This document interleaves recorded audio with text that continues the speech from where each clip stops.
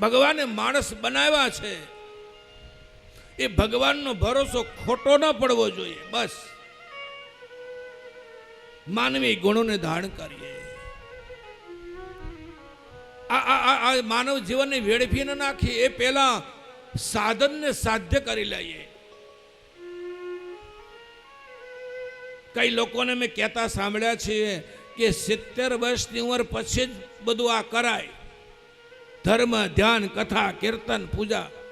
કોને કહ્યું ભાઈ? ક્યાં લખ્યું છે આવું? 70 વર્ષ પછી શું ખાખ તમે ભગવાનની પૂજા કરવાના? ભગવાન કાન લઈ લેશે, ભગવાન પગની શક્તિ હણી નાખશે.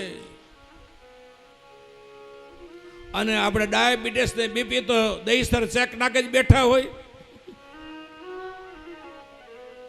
50 વર્ષ થવા નથી દેતા ત્યાં પકડી લેશે.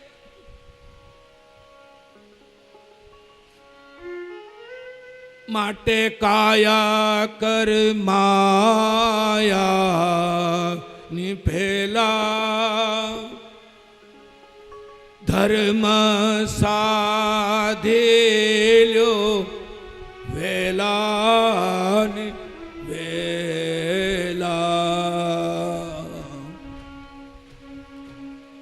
પસ્તાવો થાશે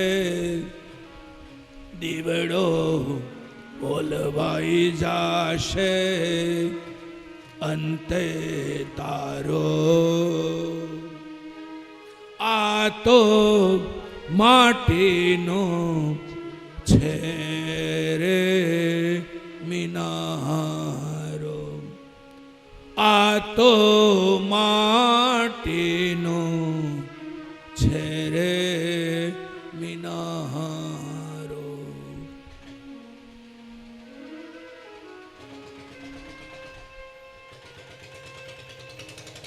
ભાગવતજી છે ને એ કેવી રીતે મરવું ને એ શીખવાડતો ગ્રંથ છે. હા, કેવી રીતે જીવવું એ રામાયણ શીખવે. How to live. એ રામાયણના દરેક પાત્રો કેવી રીતે જીવ્યા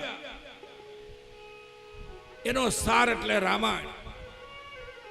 પણ ભાગવતજી આપણને મરતા શીખવે છે. કેવી રીતે જ્યારે મૃત્યુનો કાળ નજીક આવે ત્યારે માણસે શું કરવું જોઈએ.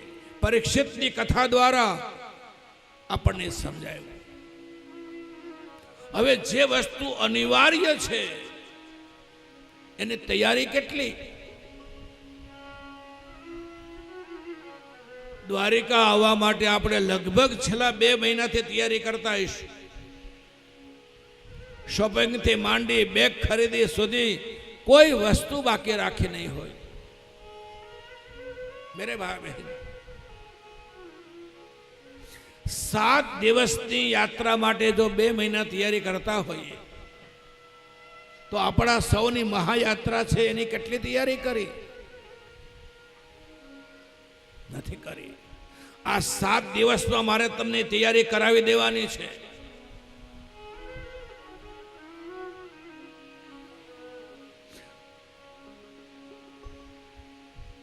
મૃત્યુ મહોત્સવ બને. ભગવદ્ ગીતાનો 2જો અધ્યાય. વાંસાસી જીર્ણાની યથા વિહાય નવાની ગૃહણાતિ નરો પરાણી. વસ્ત્રો બદલવા એ મૃત્યુનું રૂપ છે. ગીતા સમજાવે એમાં શું દુઃખ છે. વસ્ત્રો બદલવા એ મૃત્યુનું રૂપ છે. ગીતા સમજાવે એમાં શું દુઃખ છે. મૃત્યુ એ અંત નથી. મૃત્યુ એ અંત નથી. પળનો વિશ્રામ છે. તુરંત બીજો જન્મ. મૃત્યુ એ અંત નથી. પળનો વિશ્રામ છે. ઈશના સહવાસમાં ही સાચો આરામ છે. આ ભાવ આવે ને એટલે મૃત્યુ મહોત્સવ બને.